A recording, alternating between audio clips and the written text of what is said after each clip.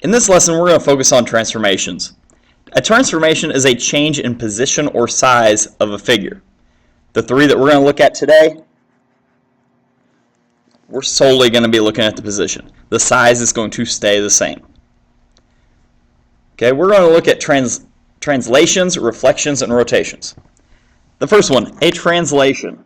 A translation takes one figure, like this ice skate, and it takes it and it just moves it. It shifts it along this line to its new position. Its size doesn't change. Its orientation or the way it looks doesn't change. It looks like a carbon copy of the original image. The second one is a reflection. Notice this dotted line. This dotted line shows you where you're going to put the mirror. So if we set up a mirror right there and we got this reflection,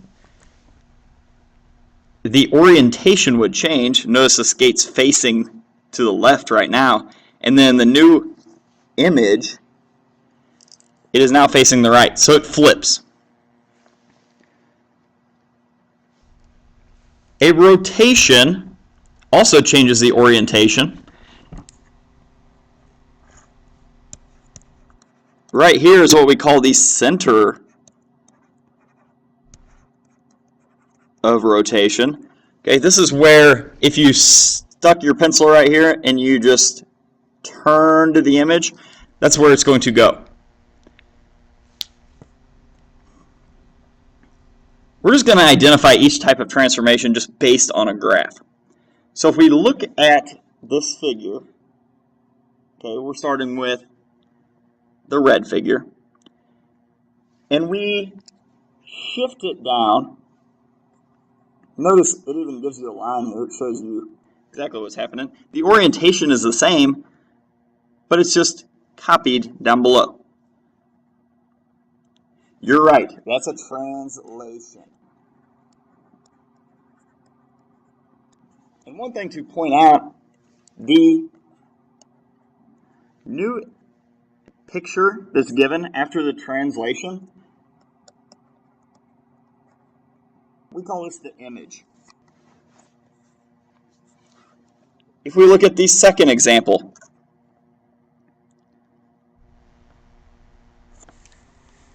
you notice that everything has been flipped over this line.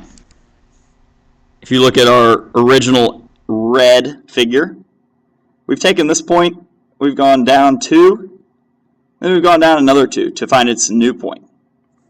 The same way with this point. There's a distance of 3 to the x-axis, and then we go 3 more down. That takes us to our new point. And then this point right here, it stayed the same because it was on the line of reflection. Notice a reflection makes a line of, or has a line of symmetry. Now we're going to graph these. I want you to take a second, hit pause, and just try to graph them based on what we graphed above.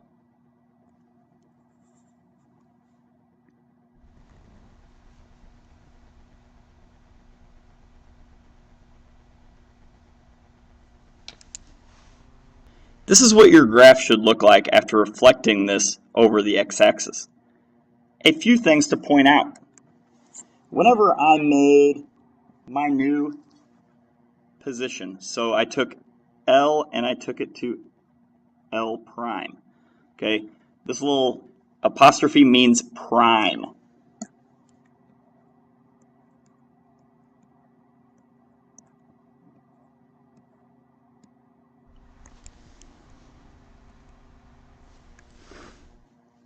Okay, notice I didn't use a straight edge, but if you did it on yours will look a lot prettier than mine.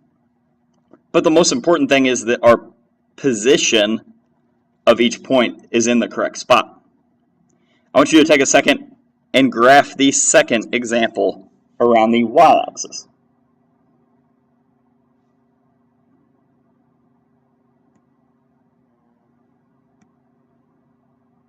Okay, welcome back. Here's what your point should look like. Notice that I plotted each with z prime, x prime, y prime, showing our image locations.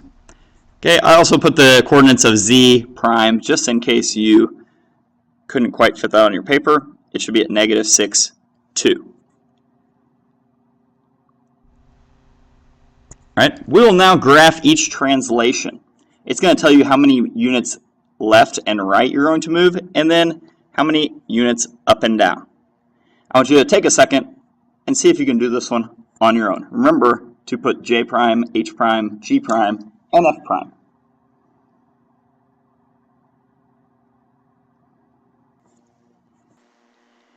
Here are my new points. I plotted them and wrote the coordinates just because those ones went off the grid. Just in case you're wondering if you had yours in the right spot, you can go ahead and check. Notice the same figure is created using this translation. The size has not changed, it has just moved positions. I want you to go ahead and finish up the last one. This will be one that we will go over in class tomorrow. If you have any questions, feel free to contact me in the morning, or you can check out the links. And if you want to take it one step further, go ahead and Google translations, rotations, and transformations to gather more information and maybe see a lesson presented in a different way. Thank you.